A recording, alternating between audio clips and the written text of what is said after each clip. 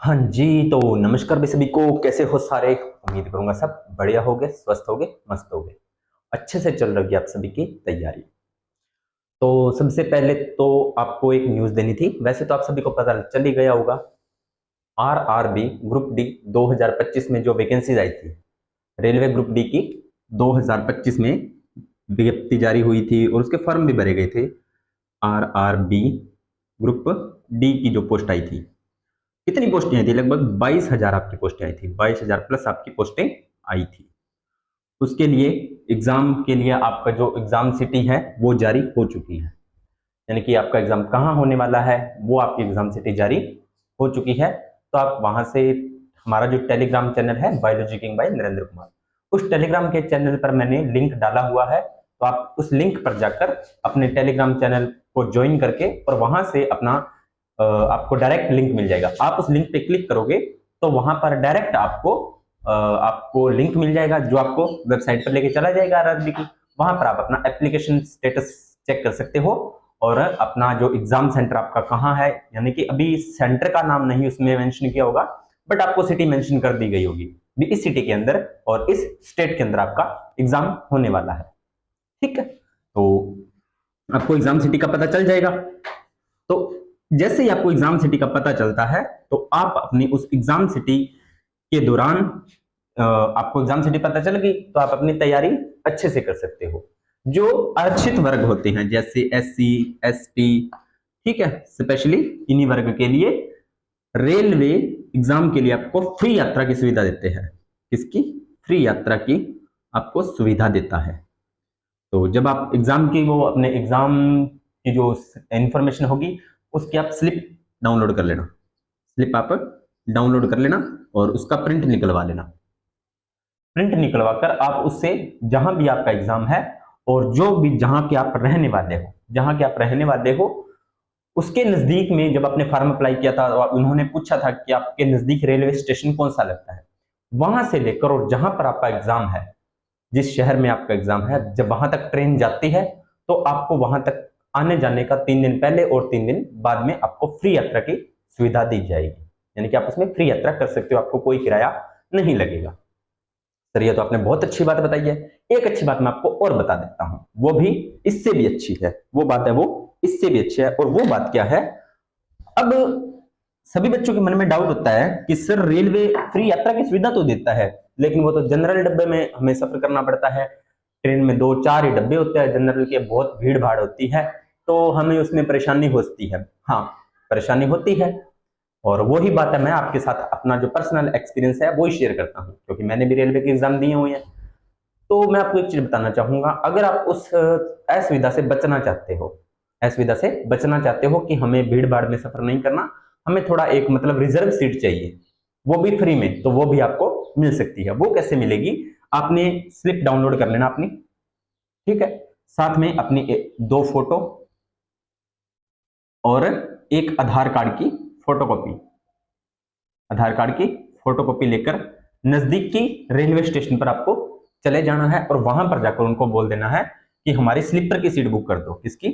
Sleeper की। AC की नहीं होगी भाई, एसी की सीट बुक नहीं होगी आपको कि हम third AC class, first AC class या सेकंड एसी क्लास में सफर कर सकते हैं, तो वो सुविधा गवर्नमेंट नहीं देती है। हाँ, वो स्लीपर तक की सुविधा दे सकती है।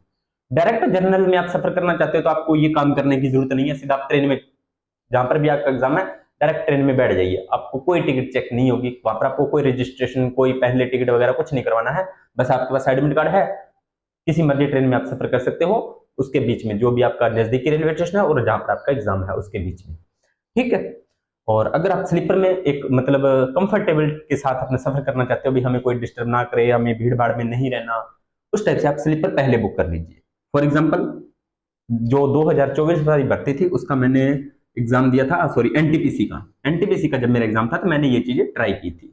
अब देखो मैं आपको एक चीज बताता हूँ, शायद आप इसे समझ सकते हो। मैं रहने वाला हूँ श्री गंगानगर का। कहाँ का? श्री गंगानगर का। और मेरा एग्जाम सेंटर आया था अमृतसर, अमृतसर, ठीक है। तो मैंने किया क्या, अब मुझे श्री गंगानगर से अमृतसर जाना था और वापस भी आना था। तो मैंने क्या किया, अब श्री गंगानगर से अमृतसर डेली सीधी ट्रेन नहीं जाती, डेली सीधी नहीं जाती, एक दिन हफ्ते में 1 या 2 ट्रेनें चलती हैं, ऐसा कुछ शायद है, बट डेली नहीं जाती। लेकिन उस दिन वो सीन नहीं बैठा कि मुझे ये सीधी ट्रेन मिल जाए, नहीं मिली। तो मैंने क्या किया, मैंने क्या किया, कुछ नहीं, ज्यादा लंबी चौड़ी काम मैंने नहीं किया उसमें, बस मैंने एक छोटा सा काम किया। वो क्या किया, गंगानगर से जब मैंने बठिंडा तक, कहां तक, गंगानगर से, या तो अब मेरे पास 2 ऑप्शन है। मैंने क्या किया, श्री गंगानगर से धूरी, धूरी जंक्शन है एक, धूरी जंक्शन, तो धूरी जंक्शन तक मैंने उसमें रिजर्वेशन की टिकट बुक कर ली। धूरी जंक्शन रिजर्वेशन बुक कर लिया, यानी कि धूरी, श्री गंगानगर से धूरी तक मैं आराम से सोता हुआ गया, मुझे कोई परेशानी नहीं हुई। उसके बाद में धूरी जंक्शन के बाद मुझे ट्रेन चेंज करनी पड़ी अमृतसर के लिए, तो मैं इसमें जनरल डब्बे में सफर कर लिया मैंने। ठीक है, अगर सीधी ट्रेन होती है तो सुविधा होती है। हाँ, ऐसे हो सकता है भी, आप यहाँ पर भी आपको रिजर्वेशन करवा सकते हो, वही बात है, थोड़ा सा मत्थापच्ची ज्यादा होती है, लेकिन आप कर सकते हो। तो मैंने ये 2 घंटे, ये सफर था मेरा लगभग 10 और 4 6 घंटे का, और ये सफर था मेरा 4 घंटे का। तो ये मैंने सो के निकाल लिया, और ये मैंने वैसे नॉर्मली सफर करके निकाल लिया। हालांकि इसमें मुझे परेशानी नहीं हुई ज्यादा, लेकिन एक बता रहा हूँ, कई बार जनरल डब्बों में बहुत भीड़ होती है। ठीक है, अब वापसी में मैंने क्या किया, वापसी में मैंने डायरेक्ट अमृतसर से सीधा बठिंडा की टिकट करवा ली, डायरेक्ट बठिंडा की। अब अमृतसर से ट्रेन निकली है 1 बजे, और सुबह 8 या 9, सुबह 9 बजे तक, लगभग 9 बजे तक अमृतसर से बठिंडा आराम से मैं स्लीपर में आया, यानी कि ये मैंने रिजर्वेशन करवा ली। और यहाँ बठिंडा से श्री गंगानगर लगभग 3 घंटे का सफर है, वो मैंने जनरल डब्बे में निकाल लिया। अप डाउन का मेरा कोई किराया नहीं लगा। यहां पर मैंने इस श्री गंगानगर से धुरी जाने तक का रिजर्वेशन करवा लिया, आते टाइम अमृतसर से बठिंडा तक का रिजर्वेशन करवा लिया। सर आपने रिजर्वेशन कहां से करवाया था, तो नजदीक की रेलवे स्टेशन से करवाया था मैंने, वो आप कर सकते हो।